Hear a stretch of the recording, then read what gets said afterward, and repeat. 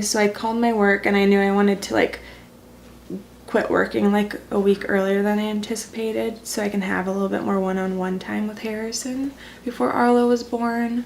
And then the day that we got induced, so I still knew I wanted to do like a very like, you know, and more of a natural approach to being induced. So we did they wanted us to come in Wednesday night. Wednesday night. And on our way there, they mentioned like they couldn't get us a room because there was an emergency. And when you're being induced, you have like a one-on-one nurse basically. And they didn't have a nurse to do that for us at that time. So then we came back home and they were just gonna call us when there was a room available. And I literally think we got in bed and I would probably had been asleep for like a minute, and then they called us to come in. So we get there and we start the induction, and how we chose to do it was with Cytotec, pills. Like, and so that, you know, it just helps you like soften your cervix and get things going that way without introducing anything too crazy. And do they give it to you every 4 hours? I think it was something like that, every 4 hours. So something hours, 6 hours. And so we just did that until Thursday. So all Wednesday night we slept and we just tried to relax. And then Thursday we just kept doing the Cytotec in hopes that my body would just start moving on its own, which eventually it did. My mom showed up around, I think, 3. And that's when I could tell like my contractions were starting to pick up. And I did know that, and I was like, you know, bouncing on the ball, walking around, and then I felt something. I thought my water had broken, but it wasn't like my actual water that broke. It was the four bag. And so that's when, contractions just really started picking up. And so my mom was just, okay, let's, you know, start walking around. So me and my mom would do laps around the hospital, come back in. And there was a point where I knew, like, okay, Matt, I think it's time that we call Jana, our doula. I wasn't like progressing, like when they check you, like I wasn't dilated that far, but I was like, how can contractions get worse than this? And they obviously do. But I was just like, when are they gonna move me to my birth room? Because I know that like stuff is going on, but every time they'd check me, I was not progressing like I thought I was. But by the time that you got there, we had finally like moved to our birthing room. And when I was laboring in the other room, like my mom and Matt were doing really well. Like we definitely like were doing like some of the coping skills you taught us, like, you know, changing positions, how like, you know, just the things that help make the contractions, you know, ease them up or whatever. But it was so crazy when you got there. I think looking back, it's because you don't have like an emotional attachment to me. Like Matt sees me in pain and it's just so different. He's just like, what can I do? You know, and everything that we had talked about doesn't completely go out the door, but some of the things maybe we thought were little, we didn't realize, like you came in and you're like, okay, we talked about how Brooke wants, like I could, you know, this is what you were probably thinking, like, okay, Brooke had mentioned that she would picture her birth in a dim room. So you instantly get in there and the lights are dim. Just these little things to like really calm the atmosphere that you don't even realize, you know? And then you were like coaching me through my contractions, and it was just really nice because you're sitting there and, you know, keeping track of them. So when the midwife would come in, you'd say, okay, her contractions are this far apart, this is how long they're lasting. But like, it was even better is you were coaching me on like when you have a contraction, you get so tense, and you would just say, Brooke, relax, you know, even just this small little cue will just send, it was like the perfect cue I personally needed to like relax my face and relax my body, you know. And so things just really changed. It became very like a much more calm atmosphere when you showed up. Even when I felt nauseous, like you put the peppermint oil in the bag, it was like the perfect scent, you know, you needed, and the things that you need without knowing it at that time. I think it progressed really well, and as we kind of almost needed or wanted more hands on deck, they came nicely. Like first her mom came and then you came, and that was like, I think, crucial for the birth and making it like Brooke feel empowered and everything. So, and I knew I wanted to like labor in water, but again, you know, they tell you like if you get in the water, it could slow down labor, and I already was feeling like my contractions were so intense and I wasn't dilated to like what I had been expecting.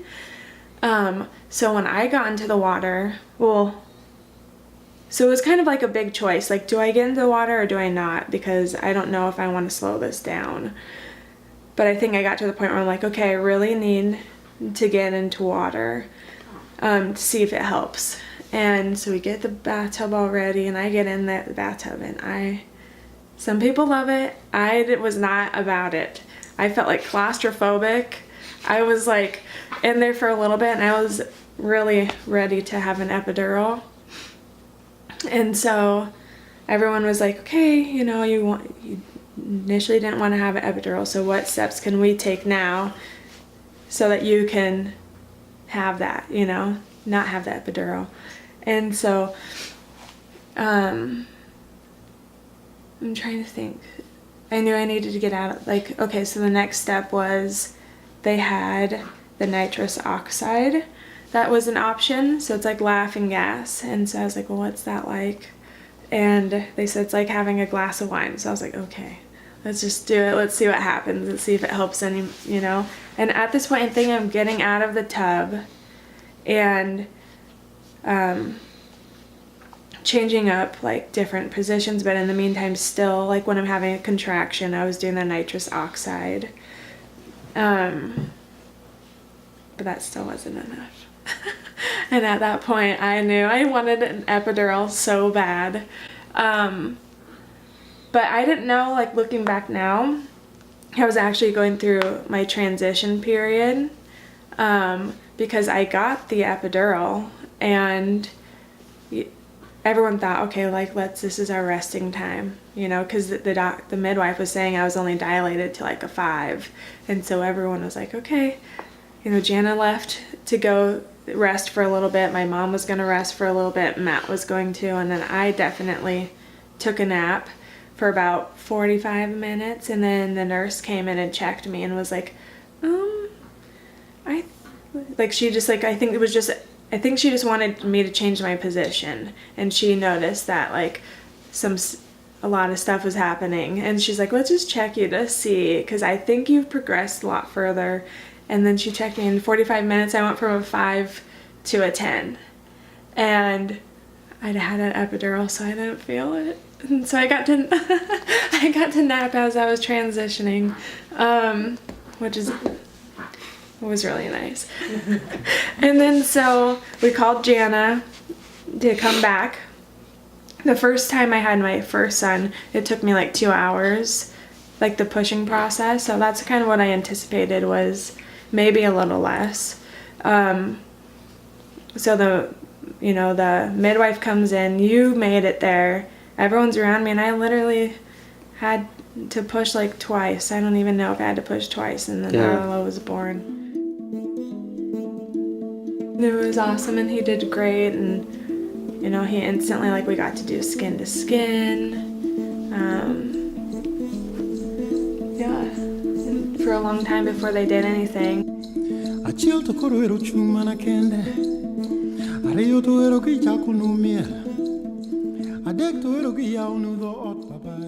think at one point they did take him away just for a little bit because I don't think his oxygen was a little low, and so they just kind of did a bunch of extra suctioning and stuff, and it seemed to pop right back up, and he seemed fine otherwise, so okay, he looks good. Back to mom. Right. And so, yeah, and then he even like, you know, latched on really well. His tone was just great. I think that was a big thing. So yeah, everything went really smoothly. It was, if anything, there was less intervention than even when I had my first son, because they gave him a bath right away. They did a lot more stuff. I probably only had skin to skin for a little bit before they started doing all the stuff, and with Arlow it wasn't like that at all. Oh, and then another thing that was really cool about my birth experience is my normal midwife really wanted to be there, but she didn't make it. And the midwife that I ended up having, she has a sister with Down syndrome. So after I got my epidural, we got to like talk about her life and how it was growing up with a sister with Down syndrome. And that was pretty, like, that was really cool, because that's kind of, you know, you don't even hardly get to meet that many people that have people or even know people with Down syndrome. It was just like meant to be.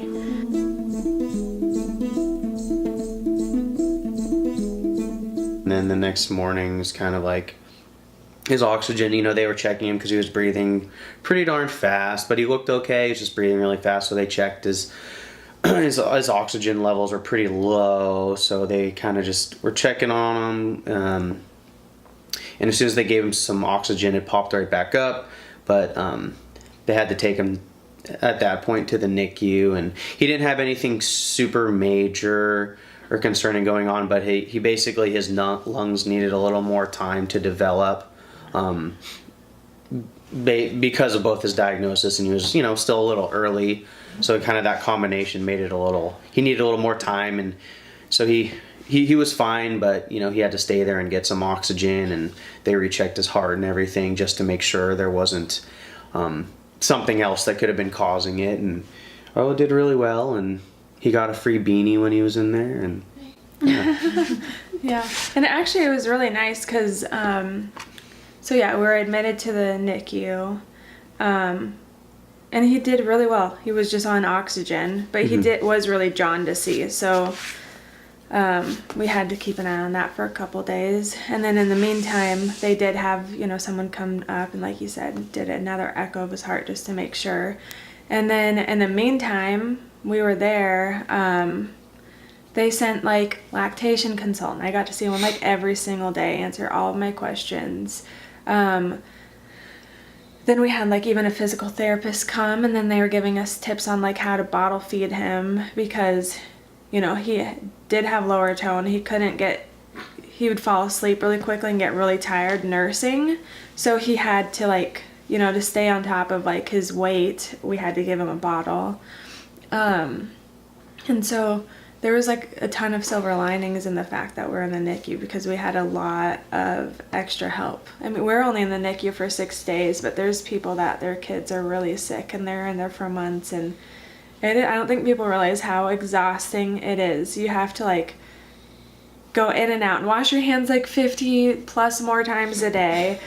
You have your kids like hooked up to all these monitors, so even trying to hold your baby, the monitors are going off because you're like pushing something aside and they can't read the levels properly. So you're holding your baby, and this experience is just stressful because nurses are coming in really quickly, like, because they think like their stats are like going crazy, and so it's just exhausting. And so those moms that have to do it for longer, or even just a day, it's not easy.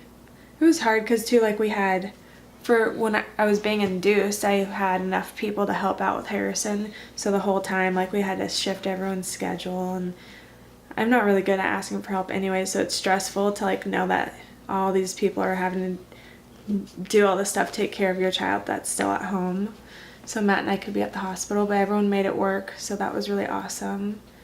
So Harrison like goes up and he goes, "Oh, my baby butter," and he's like squeezing his cheeks and rubbing on me. He goes, "What's him have on him nose? What is that?" I'm like, "That's oxygen." Oh, and oxygen? It was just cute, and he just wanted to hold him right away, and he was giving him kisses on his forehead and loving on him, because we've been building up the big brother or the little brother coming, obviously. So it was amazing. Yeah, no, this was really cute. He just really loves him. The first thing he does when he gets home from school is, "Where's my baby brother?" And he goes and says hi to him, like, "Oh, hi, honey." hi, honey. But yeah, and then yeah, the Friday we got to come home, and the following Friday, and then got to start life here. It was great. The transition's been really easy. I